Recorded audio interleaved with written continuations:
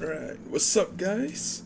Just wanted to make a short little video on my account review for the current season. I don't remember what name is. I think it's the Triumph season, the one that just ended for World Arena, and I wanted to showcase what units I've used during the season.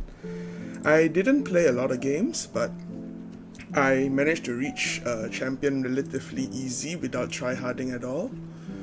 And I wanted to share, like, for those people that are hard stuck in Master, Challenger, and all those ELO outside of Champion and above, I wanted to show that it's not hard to reach Champion, and you can do it too with decently relatable gear, I guess. I don't have the best gear, but I think I have pretty good gear as well, but it depends on the units. So yeah, I'm just going to show you guys what I used this season and how I use them, so maybe you guys can get a little bit of insight on what my thinking was and how I played the game. I mean, to be fair, didn't really take this season seriously at all. I didn't really find much motivation to try hard because I started the season quite late, like nearly towards the end. I only started playing, so I knew I wouldn't be able to push really hard. But yeah, I just wanted to show what units I used. Alright, so on the start, I swapped it by CP, so you can see all my aggro units first and stuff like that, depending on how I use them as well. Alright, so first, Roy Mustang. This guy, not good. During my first half of the games I played, I was more of an aggro player, so I used my soul gaming. I banned Lua and Belian to use book comms, and let me tell you, it was really fun. It was literally just Sylvan kill, especially with Roy. You see, Roy's stats, I built him more of just pure damage with 50-50 crit, but you know, 99% of the time it will work, you know, if using math, but reality it's 50-50, so I don't really care. If I lose the 50-50, you know, whatever. But as you can see, he's built on quite a lot of damage, and he can really nuke a lot of the soft units, even tanky units. Like, you might think, oh, you know, if they draft like mitigation such as Arowell, Pyllis, Yulha, all the Aureus holders, even Ras and all those things, if you target them with 2 Soulburns and an S3, this can nearly kill them, or even kill them if they're not built well enough. So that's why I think Roy is actually really strong, because not only because of his single target, because he also has AoE, so he can nuke, and he can use 2 Soulburns on tanky unit and nuke the rest of the team with his final S3, which I think is very valuable. The only problem I have with him is his passive, this one, Hero of Ishval. Though if a blue unit touches him, he's actually just dead. So there were actually some occasions where they drafted Rem to counter my Roy, and I didn't ban them because I thought it was like, you know, it's just a Reb, you know, what can she do? And no, she actually just destroyed my Roy. So that was a mistake that I made. But apart from that, he was really solid for the time I used him, until Karina came out, ae-Karina, the K-pop one. That unit totally destroyed my book team, because literally the whole reason why you want to use book team was because you want to nuke a unit straight away. But if Karina's there, trying to nuke a unit 100 to 0, it's fine. You kill one unit, but Karina pushes herself up with the defense buff and SS3 one of my book units, and my whole team is literally gone. It's so hard to play against Karina. The moment Karina came out, I don't think I actually used Roy anytime. Maybe once, and I learned it the hard way because I fought a Karina and I didn't think it was that hard to fight. But after that experience, I realized, nah, Roy can't deal with Karina. And I think Karina herself actually just destroys a lot of aggro/cleave comps because of her passive and the amount of damage she can do to the soft units. Yeah. But if you want to look for like a nice aggressive unit, I think Roy is really strong in terms of the damage department, so that's why I still have him built just in case. So yeah, he was really good for the first half, but other than that, yeah, he's just your average damage dealer. Alright, next unit, Milim. Oh, this unit is one of my proudest unit ever. I gave her, because okay, my reasoning behind this build was there was two different type of Milim players that I've seen in YouTube videos, or what I've researched. Some of them goes for the super fast Milim, there's 260, 270 Milims that try to just use Sylvan to one-shot Landy, those fast Landys, so they don't get a turn. But I feel that is a bit hard to play because you don't really have a lot of damage. You won't have a lot of damage if you build speed, and it's kind of risky. If you don't kill, it means then she's just useless. And I've seen those people that build lifesteal bulk Milim, which I think that is more of my playstyle. But I wanted kind of a mix of both, like in terms of bulk and damage. And what I would like to say is that not many people expect the amount of damage my Milim can do. She used to have more damage, like around 4,500 attack, and the bulk was a lot less. But I realized that with Milim with a bit of bulk actually can help her quite a bit just because of her passive. If you're willing to bet on the Dragon's Eye, Milim's Eye, the 20% evasion chance, it's actually kind of disgusting. Like for example, a few seasons ago when Aravi was still like hyper meta, I would draft Milim because my Milim alone can solo Aravi's no problem. Because once she gets her S3 off with the evasion, she's literally a Rylet. So imagine a 70% evasion Milim with a bit of bulk, with damage. It's not easy to deal with in my opinion. And oh yeah, speaking of how I use these units, for my aggro teams, I usually draft units such as Cilias, DJ Bazaar, and Amelia to fuel my comms. Especially Amelia, because Amelia just straight gives attack buff, so I don't really have to worry about the damage, because with attack buff, all my book users damage will just skyrocket like crazy. But I don't draft Amelia too much, because I'm afraid of Politis and Celine, because those units are kind of disgusting against these type of aggro.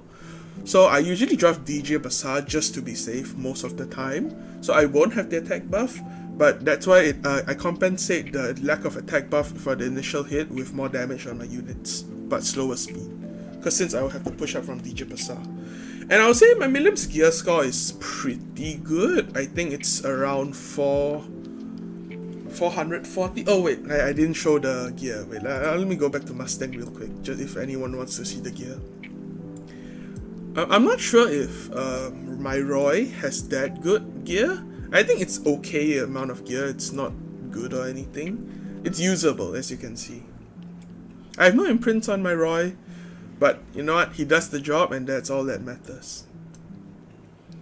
Yeah, so he just, basically for Roy, I built him pure damage just to nuke. Don't really care about his defensive stats and everything. Oh, another thing, I would like to run Torrent on him, but my Torrent gear doesn't suit him very well, so that's why I just have him on crit. So yeah, Milim. I think my Milim's gear is pretty correct for the most part.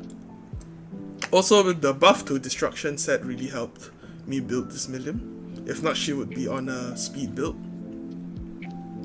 I used to run a 230 Milim before my aggro drafts, but I'm really liking this destruction Milim. She really hurts. Probably one of my better units in my account. Yep, so this is what she does. For the way I draft her mainly is for aggro, but sometimes even when I'm tanking down, I do draft her just because she is one of my best solo DPSs. They can't really kill her that fast if she managed to get her S3 off. But if they cleave and just one shots her, then that's probably the way I draft was wrong, and yeah, that's why I would lose. But other than that, I think Milim, I wouldn't even say she's underrated. I would say she was underrated, but the more and more I tried to search up videos about her or builds on her, I feel a lot of people actually have her build, but people still think that she's not as good. But just because of Guiding Light meta, I think she was really, really valuable to fight those Guiding Light units. So yeah, I think Milim is one of the most strongest units in the game, and in my humble opinion, she's probably top 3 in terms of kit, as she has her own self-lifesteal, she has evasion, and she dispels stealth. And she ignores damage sharing effects. She's like the complete package. So for those of you still waiting for the the slime collab to come back. I honestly think Milim is on par with Rimuru or even better. So, but that's just my opinion. So you just look out for the collab when it comes back, or who knows, man. I really thought we would get the collab this year, but I mean last year, but yeah, it just didn't came. So let's cross our fingers and hope that it comes back. Oh, and I'm also on Triple S because I just imprinted her because I really like this unit. So yep, that's for Milim. Right, next Straze. Alright, I don't really have a good relationship with this unit. I think I drafted him about 2 or 3 times this season, and I think I have lost all 3 times just because it's not him, it's me. I do not know how to draft him properly. I usually draft him too early, or I draft him late where it doesn't even matter anymore, and I still just lose. Because this unit, the way I built him, he's too slow to be an opener, and whenever I'm aggroing or slash cleaving, he doesn't really do much for me because I already have my mage com when I'm aggro or cleave. So he's kind of like a meh for me. I think he's built decently well. Okay. I mean, not well. I think he's just okay built. He doesn't have the best of gear. Let me just show his gear real quick. But I think he's pretty good. But most of the time, he's just there to deal with the Aureus holder or those pesky Ravis and stuff like that. But I think he's really scary because, in my opinion, whenever I fight Straze, he puts like the fear of me playing like a 3v4 immediately, because I'll just think like, oh, my Aureus holder is literally just dead. There's no way I can play with him anymore. So yeah, but I'm still not like good enough to draft him because I'm more of a standard player rather than an aggro player. That's why towards later half of the season, towards the end, I stopped drafting aggro and I just went back to my roots of playing tank down style, and I had more success there. So yeah, Straze is just there just in case I know my opponent is just purely tanking down and I don't have enough damage to take down their tanky units. So yeah, that's just why he's there. Alright, and now Iseria. Alright, this unit is probably the most broken unit of the season in my opinion. I think her buff just made her too disgusting to fight against, and she's just, I don't know, her kit is just too busted. She just has everything in the kit that just cucks standard players. Because towards the end of the season, just a little bit of what's to come, I drafted a lot of Maid Chloe, and this unit is the bane of my existence. This unit just cucks every single revive. Because the reason why standard was pretty strong was because of Destina and her revive and how safe the comp is. But with Briar Iseria, you can no longer do that. She counters so many of the meta units in the early of the season. For example, Destina, Adin, the light version, and all the evasion units. She's just she has the complete kit. And you can even say that she's the counter to A-Ravi just because she doesn't stop. Just because she stops the revive from A-Ravi. She's so disgusting. And it's not that she doesn't even do damage. She does a lot of damage. I think my build is pretty good in terms of the damage. I gave her decent gear. I gave her my fastest Torrent gear because I think she doesn't need anything else other than damage, speed, and a little bit of effectiveness is fine. The reason why I gave my Torrent set is because it does have effectiveness on it, yeah. And I just gave her as much damage as I could, and I didn't want to make her that fast, it just came out this way, so I didn't mind. So I usually drafted her when I play aggro. But towards later half of the season, I just stopped picking her altogether and started just banning her because I just didn't want to deal with her at all. Because of this, I also really hate the fact that if you can soul burn this, it ignores F-Res. I really hate all of these ignore F-Res skills because I feel it's kind of unfair. Like, if you build a lot of your units on F-Res and they just do this, I'm like, what's the point, man? You're just countering my entire account just with soul burn, which I hate. But you know, it is what it is. And usually I think Guiding Light would be the safest way to play this, but I use her in like, I want her to guarantee hit on evasion, 70% evasion units, so that's why I have Misha. And I have a plus 30 Misha, so you know, I'll just use what I have to use. But other than that, I think she's probably one of the most busted units this season, and yeah, that's why I just started banning her. Probably gonna continue banning her next season if the meta still stays the same. So yeah, if you haven't built her, I think she's a really good investment. You need decent gear on her, but you don't. You need decent gear on her to do damage, and if you want to just strip early all their debuffs, all their buffs away. But you don't really have to, just because I think this passive alone is quite scary. And if you put Guiding Light on her, they can't target her, so she's pretty disgusting. But yeah, I maybe used her around 10 games this season. Like I said, I didn't really play that many games this season. I think a total of around 80 games only. So yeah, she was good for me when I used her, but I just overall didn't want to see her in my game, so I just started banning her. Alright, next unit. Arbiter Vildred. This guy was, the moment I pulled him a couple of years back, this guy has been literally my best unit for the longest time. Until this season. This was the season I toned down his build quite a bit, just because I don't draft him anymore. Because playing tank down, this guy doesn't really help you at all. And but I do think Arbiter Vildred is a bit of a sleeper pick in some scenarios, especially since I banned Briar Witch. This guy can actually do a lot of damage, especially when basket procs. Like for example, if you draft like a tank down team, and like for example for me, I always run out of time before drafting units, so I'll just like randomly pick a unit. And RB is more likely than not the unit I pick when I don't know what to pick. Just because he actually can scare the opponent quite a bit, because the amount of damage he can do is kind of insane. My build doesn't really show how much damage he can do. I used to run on a lot more damage on my RB, but if he managed to get a Gab S3 off, this guy can ruin an entire team really easily, even if they're tanking down. Because the amount of damage this guy can do is crazy, and they are kind of pressured to try and stop him as soon as possible, just because of his passive, the revive. So the amount of damage he can do just straight off is kind of disgusting.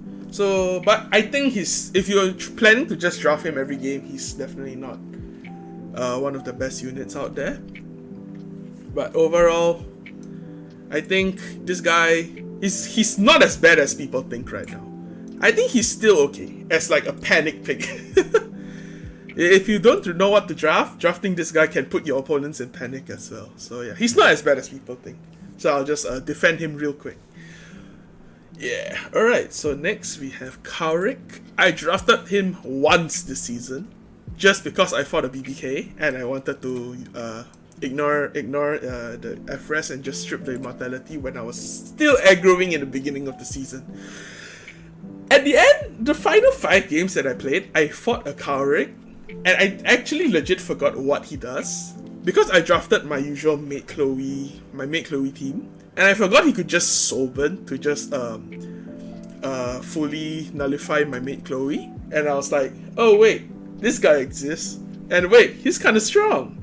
So I think he's actually not bad, but he's not great either. He's only good in certain scenarios. I think he's the best when you're fighting a tank down player, because he causes quite a lot of disruption, especially because of his turn decrease on the opponent. With yet again, ignore FRES, which I hate a lot. But yeah, he's pretty good, and I think he's one of the coolest characters ever. I'll just show my build. I used him once this season, so I kind of removed quite a decent amount of his gear. I used to run him a lot faster, around 260, but since I didn't use him that much, I kind of reduced his gear quite a bit. But I think he's in the right playstyle. This guy can be really scary, especially those opener Kaweriks. Like those people that draft Speed Imprint and opener Kawerik. It kind of counters a lot of bruiser matchups in my opinion. But that's just my opinion. Don't take me for serious or anything, because I only ended in Champ, and it's just like the outer cups of Champ, because I didn't play that many games. So yeah, take my advice or what you will. So yeah, that's my Kawerik. Alright. Now, okay, Stanny. This unit is gay. Let me just tell you that. This unit is not fair. I hate this unit so much, but I still love her. I draft her nearly every game. And if the enemy picks her, I will be like, ah damn, I don't know how to fight her. But I actually do have a couple of answers towards Specter Tenebria, which I'll show you later. But yeah, I think Specter Tenebria is quite the defining pick this season. I think she was pretty good in previous seasons, but this season specifically, she's just so good because there's so many units that can protect her, and she's so flexible. If you draft her first pick, you have no idea what the opponent is going to draft. Are they going to aggro? Are they going to cleave? Are they going to tank down? All of it is available. She's just so flexible, and she's so good at everything that she's flexible in. In cleave, oh yeah, sure. She's a nuker. In aggro, yeah, sure. She can help your aggro as well. She nukes as well. And in standard, yeah, protect the standing com works too. Everything she excels at. She's literally like an SSS character. Like, no doubt about it, this unit can destroy comps. And she's one of my favorite type of archetypes, which is a solo carry. Play 3 supports, 1 damage dealer, and yep, there you have it. Spec T, insane unit this season. I think everyone that I talked to agreed that Specter Tenebria is not balanced, and I think for the time being, if they don't come up with like a super serious answer to her, I think she will still continue to be first pick material. Because people might say, oh, you know what, Belian is a good counter to her. I think that is a little bit of not really that true. Yes, she indeed counters the soul mechanic, which Specter Tenebria kinda needs to be to reach her full potential. But I have won a couple of games actually, even when they draft Belian, because yeah, you draft Belian, right? I have no souls, but can your Belian counter my entire team? The only way I think that would work is that if standing is my only soul DPS, and you draft like Belian plus another AoE unit, that would be a bit scary for Spec T. But if Belian is your only answer to Spec T, I think Spec T still wins the matchup overall, which is, I think it's kind of dumb, because when Belian first came out, I was like, nah bro, book is dead. And now I'm like, Belian, book's still not dead. Book is still good. So, book is dumb. So yeah, Spec T, one of my, I wouldn't even say she's my better built units, because my pen gear on her is kind of garbo, depending on how you look at it. I think both of my pen pieces are around 60 plus gear score only, they're not 70. The rest is 70, but yeah. I think as long as she can do damage, it's fine. Oh, and I run pen on her just because of her Soulburn S1 into S3 nuke, because that can really nuke a lot of units. It's a bit scary if you think about it. That she can be like a nice, stable, consistent DPS while nuking turn 1. It's, yeah, that's why Stene is so strong. Alright, going next up is Savior Adin, Light Adin. I actually don't remember her being called Savior Adin. I call her by Light Adin. So yeah. Okay, so for Adin, I've tried drafting her first pick maybe 3 or 4 times, and it worked out really well. I don't think I've lost on her when I draft her first pick, but I don't really like drafting her first pick as well, because I rather fight Adin, because I think Adin is not that scary, because I draft Zahhak, and that was before I also draft Iseria. So whenever my opponent drafted Savior Adin, I would draft Zahhak and Iseria, and they have to like, oh no, okay, my Savior Adin's picks literally just did. So yeah, let me show gear real quick. And for a twist as well, my Savior Adin is not on like a super fast build or not like a super damage build, but I built her with quite a little bit of tankiness, not too much, but she can actually survive a decent amount of Zahhak S3s if I draft mitigation. So that, I think that alone made me win quite a few games, because Zahhak might be like, oh yeah, you know, I draft Zahhak to counter Adin and I win from there. But if their Zahhak doesn't kill Adin, she gets her S3 off and I kill one of their units. What are they gonna do? They literally just screwed up. So I think tanky Adin fits my style quite well, because I mainly draft her, other than first pick, I draft her as a counter cleave, and in counter cleave, I think building full damage kind of is good if you think you're lucky, but if they draft the pure like Zahhak and all those units that can ignore your evasion and things like that, I think a bit of bulk will help you quite a bit. So that's my reasoning of drafting this Adin. And I put a Sword of Cycling Seasons just because I could. There's no specific reason why. But I honestly think the Urvalent artifact is the best on her. But I think it's also not Urvalent's one. Kayron's one. I think Kayron's one is the best because Urvalent's artifact, if they trigger your S2, she doesn't counter from Urvalent's artifact. That's what I realized. Or maybe they changed it because I haven't seen the interaction in a while, ever since she came out. But yeah, that's what I found out. So don't take my word for it. But yeah, I think this artifact is fine. This artifact is fine because there's so many strong dark units, especially Specty. But just saying, Specty counters Adin just because her S1 can just trigger this and she doesn't counter attack and she has to wait another 2 turns and most probably by then she'll be dead. So yeah. But if the Specty doesn't get a turn and she managed to counter, this thing can kind of help. So yeah. That's Light Adin. I think she's one of the better units this season. But depending on your playstyle, she can be like godlike or just mediocre. But I think overall she's a solid unit to have. Alright, next Celine. Whew, I think this unit is pretty good. I think this unit can really stop aggro. For example, if the opponent drafts like Cilias and Emilia or DJB or another non-attack skill unit, drafting Celine and Politis kind of just screws the opponent up because they realize they just can't click buttons. And if they can't click buttons, they just panic in their draft and not sure what to pick. I mean, that's how I feel when I fight these units. So, especially since after her buff, where it unaffected by elemental disadvantage, this unit has become so scary to deal with. I think she's not like the best unit because if the opponent is smart, they will just try and nuke her down. That's why I'm kind of thinking of building her like super tanky, maybe 15-16k HP with a little less damage, solely for RTA. But I do use her in like my normal arena, guild wars and things like that, so I think I'll keep her on this build depending on how much I use her next season. I think she is really scary to deal with because now you can't really use like a fire unit to bait her anymore. So I think she cucks a lot of like Iseria teams as well because Iseria will die to her unless you build like a hyper tanky Iseria, which I know someone that does that, so yeah. But she's a solid unit. Not the greatest, but not the worst. She's usable for sure. Let me show my gear. My gear on her isn't the best. She kind of have like my sparish destruction set just because I use destruction set on a lot of my carries. So she kind of have the spare version of it, so yeah.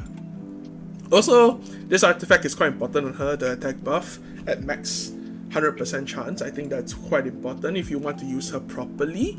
If not, using Symbol of Unity or something like that I think would be better. Alright, Yufine. This unit was like my experimental unit with Zio. Her build is not very good. I think if you want to use her properly, you need around 240, 250 around there if you want to pair her with Zio. So I honestly just use her when the opponent is kind of aggroing and I draft Yufine Zio. I've used her I think about 3 times and she has worked pretty well. She's really fun to use. Fun to use, but it's not fun when the opponent just bans out your Zio. If they ban Zio, she's kind of useless. And you want to draft book with her. So Balan is obviously a must ban. But if you manage to get the pure combo off, she's quite scary. Her damage is really insane, even with my build. I would definitely like to drop her tankiness, increase speed and damage around there. If I can increase her damage over here, I think she will be really insane. I think she can one-shot tanks if I'm not wrong. I haven't done it myself, but I've seen other videos about it. And also you can put this artifact on her, her own artifact Merciless Glutton, because it's like a mini Sashe Satanis. It pushes up your whole team. It's except for yourself. It's so good for like aggro in my opinion. But you have to pair her with Zio. And if they ban Zio, she's kind of sitting down. So that's why she's more of experimental. That's why she's on my Grace of Growth. I plan on continuing to put her on Grace of Growth for the time being until I just decide like she's not worth it anymore. Which I think she's okay. So we'll see next season how far it pans out. So yeah. Right, my next unit is Ida. Whoo! Let me tell you, Ida is disgusting. Because I myself play Celias a decent amount, so that's the whole reason why she's not like your typical 240, 250 speed Ida. Because I only draft her with Celias or DJV. Because those two units are usually the units I draft for aggro and Amelia. So all of them can push out my Ida. So I don't really care about having her at fast speed, I just care for her having damage. And damage she does have. She does a lot of damage, especially with the Torrent set that I recently got. She can really nuke people really hard. Like, the reason why I think Ida is so strong is because she's like a one-man army. You can draft like Bruiser, and then at your final pick, you draft Ida. They have to ban Ida or they risk of getting nuked by her, especially just because her kit is so good, because she can strip, she gives herself skill nullifier, and she can stun the enemy team. It's like she has a complete package in my opinion, and I think it disrupts the enemy team too much to let her through. So that's why I think she's a really solid last option if you are picking aggro / Celias. I think Celias with her is one of the better combos if you're building her like me. But yeah, I think she nabbed me quite a few wins this season as well. So I think Ida is not bad, but it's not for everyone. But yeah, Ida is not a bad unit. She's like a one-man army in terms of cleaving / aggro. Yeah. Alright, Landy. My highest gear score unit of my account. I think she's around 450 gear score. It might not look like it, alright? You might see like, it's only 3,300 damage. It's, bulk is not even 15k, around 15k. She's speed, but she's not that fast, and her crit damage is decent, I guess. But, trust me, her gear's good. Let me just put it up real quick. Landy, even though people say, oh, you know, there's so many units that can kirk Landy now, like Milim or just AoE in general and all those things. Yeah.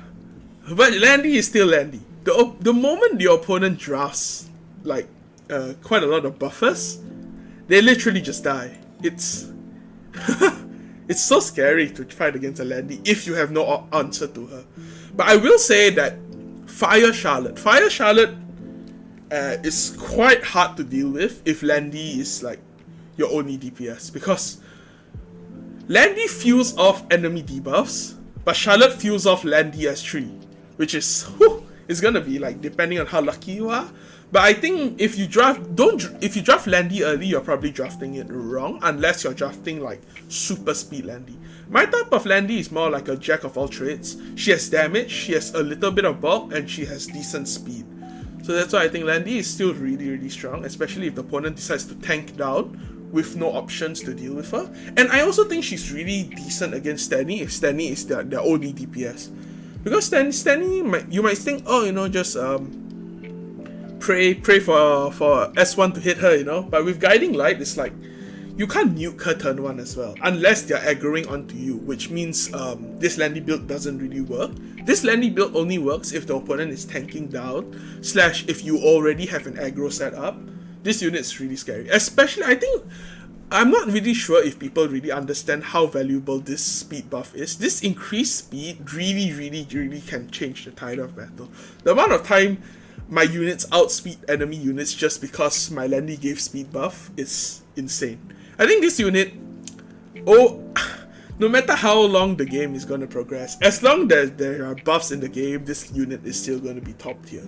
I think she's one of the best units in the game, and not many things can stop her. So yeah, I think Landy is good. Alright, next unit. Okay, this is one of my more spicy techs.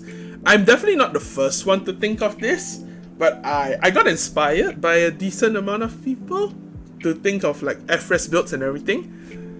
But the one thing that I heard of, I don't remember where I heard about it, was that if the enemy draft ML Kawerik, this unit is kind of screwed if she gets S2. Because after Sylvan S3, I'll just call her by Sylvan. Sylvan, Sage Vivian, Sylvan. If Sylvan S3s and ML Rick just S2 strip all your buffs and put attack down, she doesn't do anything. She's literally just a sitting duck. And if you have no cleanser, it's even worse. she just has attack down, and she can't do anything. No damage, she can't really do anything. Yeah, she's just there sitting duck. That's why I decided to build her with Everest. As you can see, 115 Everest. It's not the most Everest, but I'll show you later about my juicy Everest tech. So yeah, her gear score isn't the best right now. I mean, it's good, but it's not like top tier gear score. She's around 420 gear score, around there. I'm not too sure about it, but yeah, I think the way to use her is this build, because if you draft her pure damage and the opponent have debuffs, she doesn't really do that well, especially if the opponent just drafts Solitaria. I think she's one of the most safest bruisers in the game, because you have lifesteal on her, she's self-sufficient, she reaches Stenny. Stenny can't one-shot her, which is very important. She heals your team. She's the complete package, except for when they draft Solitaria. Because when Solitaria is drafted, she becomes super vulnerable, as well as Karina. Karina can cuck her really hard. I really do not like Karina. Karina is really a strong unit right now, I think. So I think Sylvan Sage is good, especially with Everest. Because if you can't strip her, she'll have her barrier. And you can't debuff her. And if you can't debuff her, she's just so solid to deal with. She has reach, she has AoE, she has single target if you choose not to S3 or Sylvan S1. She has a passive to keep her safe as long as Solitaria is not around. And yeah, she's a very solid DPS. I personally think she's really strong. But yeah, that's just my opinion.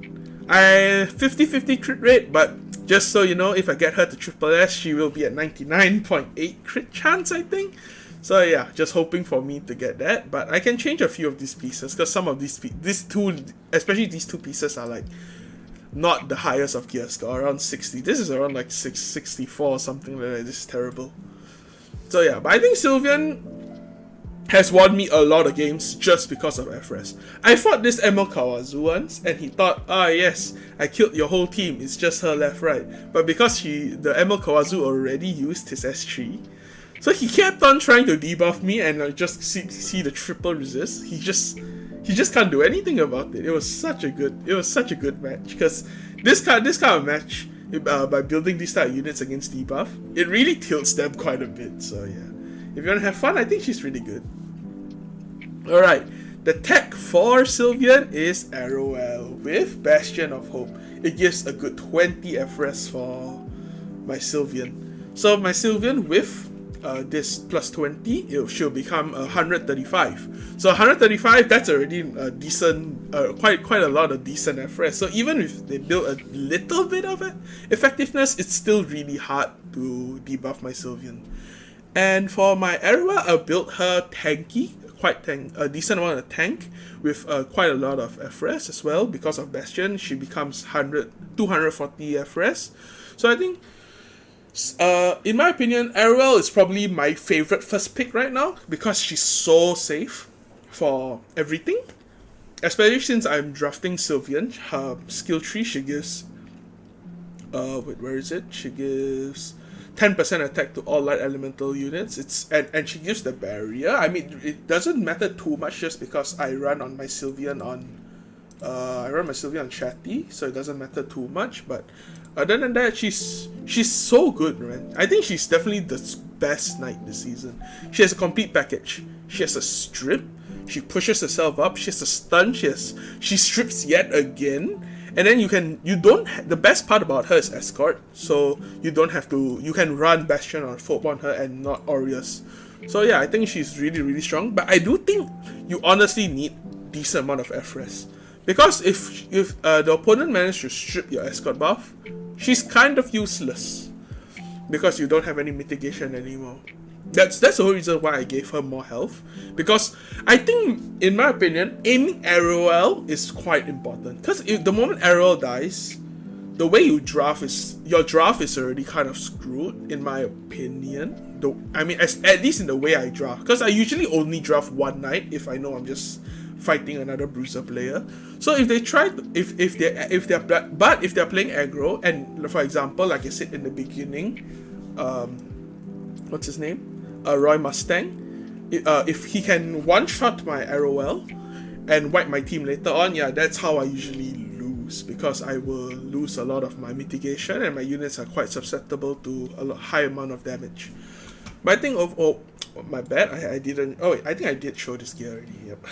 Let me show my Arowell gear real quick. I think she has one of my better gear right now. They're not like the best gear, but they are good for her at least. I think Arowell is one of the best first picks, so yeah. Good unit, really good unit. Probably my favorite first pick this season.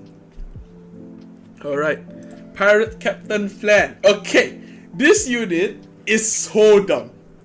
This unit is probably the most dumb unit in the game, especially if you're fighting another standard player. Because this unit is so annoying. If the opponent doesn't draft a cleanser, they are already dead. There is nothing they can do to stop this unit.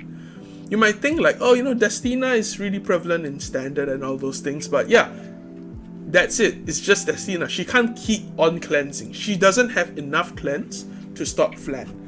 But the one thing I'll say is Edward. Edward is the one reason why I stopped picking Flan early on, because I learned it really hard. For example, I think like, oh, you know, it's just Edward, you know, but there's a time where there are times where Edward just 1v4s my team and it's so tilting. So yeah, I think Edward is one of the reasons why I don't like to pick Flan too much, but I do like to pick her just because she has her own damage sharing effect. But also the reason why I don't like her too much is because she triggers Politis and she triggers Celine. Because if they draft that, I think Flan is quite a dangerous unit to have on your team, just because of her passive. When she has what's this? Hunt. The race morale of all allies, increasing combinations by 15%. This is a non-attack skill. So, as you know, non-attack skill, just cut your whole team, Politis S2, S3, and then your team, you need cleanse of your own now. So you're kind of like ruining your own draft. So that's why I like to draft Flan 4-5 instead of like 2-3 as like the more solid DPS that doesn't really ruin your draft. That's why I really like Sylvan. Sylvan doesn't have any debuff herself, and she can be a sole DPS for your team. That's why I really like Sylvan a lot. Don't get me wrong, Pirate Captain Flan is really, really insane if you ban Edward. If Edward is not in the picture, I think Flan is one of the strongest units in the game. Which leads me to really, really hating Ambitious Tywin for next season. I think the buff they gave Ambitious Tywin is too much for me to handle. I think I will be banning Ambitious Tywin next season for sure. I think that unit alone is ruining my entire account. My entire account is built off units like a bit of debuff and FRES.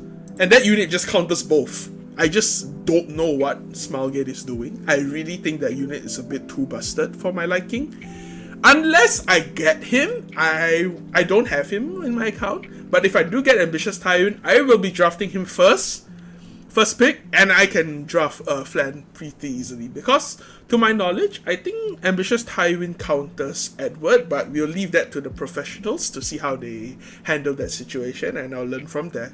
But yeah, Captain Flan, really strong in standard, because she just cucks their entire team. Even if they have a cleanser, she just cucks. Like, after you cleanse, what are you gonna do? You can't stop this unit. She's just gonna stun your whole team, continue slow poking, and yeah. She's so disgusting. I would like her to have more bulk, a little bit less damage, but I think this is fine for now, because I like the damage quite a bit. FRES would like more, because if I can stun those cleansers, yeah, I think it's over for them. So I think my build is not the best representation of how you should play Flan, but I think this is more of like a nice damage bruiser build. So yeah, alright. Next on, Adventurer Ras. Alright. This guy used to be my favorite tank of all time, because he's an offensive tank with his Sylvan S1. It's so scary. He gives defense buff, he strips, he was literally my Arowell before Arowell. He does almost everything. But this season I felt like it was a bit harder to use him. I used to build him on like revenge set actually, like a 210 speed revenge set, hyper tanky Ras, because that was usually what I like to use. But now, ever since I used a bit more aggro, Ras actually can pair well with quite a decent amount of aggro units just because of his speed. And because since my aggro units all have good S1s, this is a recipe for insane amount of damage. If he managed to D-break, that unit is most probably dead from my Specter Tenebria, not Landy, Milim and Roy. Those units are going to completely destroy if the opponent have a D-break on. That's why I built him with more effectiveness rather than FRS, because I used him more as an aggro unit. Oh, let me show my gear real quick. He doesn't have my fastest gear, but he probably has my fastest gear with the good amount of bulk. So yeah, I think honestly Ras is still really good. But I think their Arowell is still the better tank than him right now. He's good. That's why I really like him and I keep him under his build. Right, next Senya. Man, I actually think I only used her once. Just because I think she is a lot better in Guild War and Arena than RTA. Because I think in RTA, she's really good. But if the opponent has draft double cleansers, I think she doesn't do much. But in the right draft, she can be a sole turning point for your team. For example, if the enemy draft like cleave and everything, she used to be one of my favorite anti-cleave options. But right now, I think she's more of like a debuff unit. For example, I honestly think the high FRS build is better. You don't have to run attack. I just like the attack because I use her a lot on Guild Wars and I use the greater attack EE. So I can provoke lock and just keep on beating them down for free wins. But I think in RTA, drafting maybe like 150 effectiveness Senya with a less attack, I think that would be the best. Because if you can provoke lock the enemy team into hitting you, you basically already won the match, which I think is very valuable for Senya. I think Senya should be built like Flan, with more effectiveness. I think these two units have the exact same build, but I prioritize Flan over Senya just because I like Flan more. Not because of the looks, but because of... You know, I'm sorry, it's because of the looks. I think Senya's, have two good proportions, but Flan has also two good proportions, so yeah. And I don't like her that much just because she's a sim for Mort, so yeah. Next. Oh wait, did I show her gear? I'll just do it real quick in case I didn't really show it. She doesn't have the best gear, but she has decent gear. Alright. Next, Sage, Baal, and Sezan. This unit is, I think, the reason why cleavers don't want to cleave anymore. And Karina. This unit, if you see the opponent draft Ran Iseria or something like that, you draft Baal and Karina, the opponent just wants to just end it all, man. I think Baal is disgusting. I think Baal really cucks. Like, even aggro. If you know the opponent is like hardcore aggroing you draft this guy, the opponent thinks twice on who to ban. This guy is like the bane to all aggro cleave existence, and this guy is not fair for most people. That's why I like him. I used to run him on 170 ER, but I realized I'm getting debuffed a lot. There was a time where I thought, I was like, Silias, I can stop you, and then he gets provoked and I was like, oh shit. Well, I'm dead. So yeah, that's why I gave him a bit more FRS, 219, at the expense of my bulk. And that's the whole reason why I put Proof of Valor. I used to run, what's the thing called? The stun one. Abyssal Crown on him, because I think Crown is probably the best. But I needed bulk. Because if people start target, if he resisted the... Celias or whatever they're using, they'll probably want to take him down first. So I think Proof of Valor helps him in that department. I would actually rather have him put on Bastion of Hope and just build him bulk. But Bastion of Hope is in my Arowell, the playstyle that I use more. So yeah, this is the result of my Baal. I think he's a very solid unit, but I haven't been using him too much later on in my second half of my games, just because I have literally never seen anyone cleaving me. All of them just either aggro or play standard. Like, cleaving doesn't really exist. I think, honestly, the culprit here is Karina, but we'll talk about her in a bit. Next, Mercedes. Okay, I didn't use her a single time this season, but I think this build is pretty good. I think giving her bulk is a bit scarier than having her on counter. I think counter is good, but most people would try to aim her first just to proc her revive. But I think giving her bulk really helps her a decent amount. I know her bulk is not that good, but any amount of bulk is better than no bulk in my opinion. So I think she's good, but I just haven't used her, so I won't really talk on her that much. I'll show her gear real quick. And yeah, I think she's okay. But there's better options, for example, Fire Charlotte. I think Fire Charlotte in the later half of the season for me has worked really well. But we'll get there when we get there. Alright, next off, Zahhak.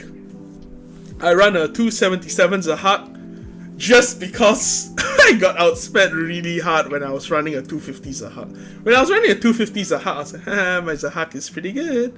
You know, I'm pretty fast, you can't outspeed me. And then yeah, I just got outsped multiple times. Like, I hated that I got outsped so much. I just decided him to you know, F it bro, I'm just gonna give you speed. I know, this is not Molat. It's just because I don't use him as much. I only use him solely as like an Adin counter. Apart from that, I don't really use him at all. Like, I don't think I've ever used him apart from slaying Adins. Oh, I'll show his gear real quick. That's why I have Symbol of Unity for the guarantee kill on Adin. And I think he's a really solid single target DPS. But other than that, not really that good. I mean, not really that good. He's more of not fitting my playstyle that much. He can be, he is good, but you probably need to like draft around him and play with him.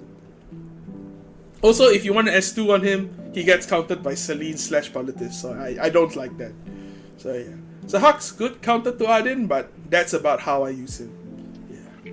Next up, Pyllis. Pyllis, I have not drafted this season at all. Purely a Guild War unit for me. So yeah, just show her gear. You know what? Yeah, I'll just show her gear. I didn't use her at all. She has like my sparish gear because I don't really need her to go first and anything. So yeah, just her gear. Oh, and I put it on Adamant because she was dying to like Adin too much, and my friend was like, hey yo, I think Adamant Shield good, you know, because she won't die to Adin one hit, you know. I was like, you know what? Yeah, that makes a lot of sense, because most of the time her own mitigation against the counter is already good enough. Wait, where is it? Yeah, this thing is already good enough for her mitigation and where you want to bring her in. So Adamant Shield I think is a better option for her to survive Adins and things like that. Right, next, Eye Celine. I have her built. Didn't use her a single time. I didn't draft her at all because I think it's too hard to draft her. I think she's a really scary unit if your opponent drafts. But me, myself, I have no idea how to draft her. She's a good unit, don't get me wrong. But it's just too hard to draft her. You need to draft mitigation with her as well, depending on the situation. I think her gear is not the worst. It's more so, I personally do not know how to draft her. Right, run her lifesteal with Dust Devil for the maximum amount of damage and survivability. So yeah, that's about it. Remnant Violet. My relationship with this unit is really funny. I have never drafted her a single time this season. I have fought over 10 Rylets this season and they have all lost to me. This guy is trash, bro. This guy is not good, man. Like, I think he's good after his... I thought he was good, sorry. I thought he was good after his buffs. You know, the Sylvan one for extra turn. He does a lot of damage. But he's just not good. I think he can be used well, but the fact that Iseria and Zahhak exist as well, it's like, why even pick this guy? Like, he's good, don't get me wrong. But if you want to pick him, why not other units? You know, if you want a high damage dealer, I would rather pick Stenny, Milim, and all those things. If you want evasion, just pick the safer option, which is Light Adin. I think Light Adin is just a better version of Rylot right now, and I think Rylot I don't think they can buff him anymore, because I think if they buff him like in other ways, he'll just be too broken. So I think he's in like quote unquote a balanced state right now, and I think he's just not that good unless you are really like the king of luck. Like if this guy loses 70-30, he's literally just useless already. So yeah, depending on how much you think your RNG is good, this guy's value goes up. But if you're like me and I hate RNG now, that's why I don't really draft light Adin that much. Yeah, this guy is not for me. He's built decent, but I don't use him. Next Cidd, literally just for speed imprint. His build sucks. Like, no cap, this guy... I think this guy is really strong, in my opinion. Like, as a speed imprint, this guy can do a lot of damage. But I personally only tried to outspeed 5 games this season, and I used him in almost all of it. And he didn't kill some important targets, so yeah, he's just there for the ride, you know. So yeah, he's just my speed imprint.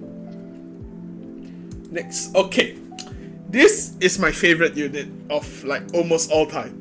This unit is like the most safest unit that can beat any bruiser 1v1. This guy, I know I said that I don't like RNG, but this is a different type of RNG. This is if you counter and land seal and S2, and then you're Gucci. But the enemy doesn't know you don't have good luck. Like in Rylet's case, you have clear counters to him. And like Adin, for example, Iseria and Zahhak. But for Archdemon, there is no pure counter to Archdemon. This unit is disgusting. Like, as you can see in my build, it has literally every single stat in the game.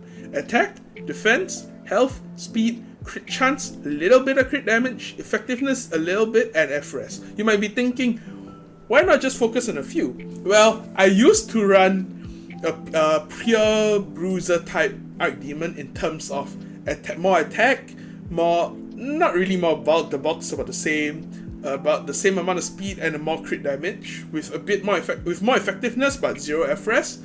But I realized the same problem with Sylvan occurs. If they attack down this unit, or Solitaria just keeps on debuffing her, she can't really do much anymore, which I think it's quite a waste.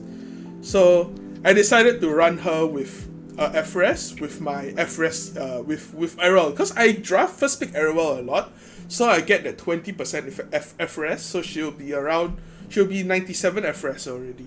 So with that, she can resist quite a few amount of debuffs, especially ML Kawerik. I think ML Kawerik's S2 attack down is the reason why I decided to build a lot of these FRS units, because no one really expects you to have FRS. So that really will just cut them. They will waste their attack down on like my important units, and they'll be like, oh shit, I didn't attack down their main DPS and now I'm gonna die.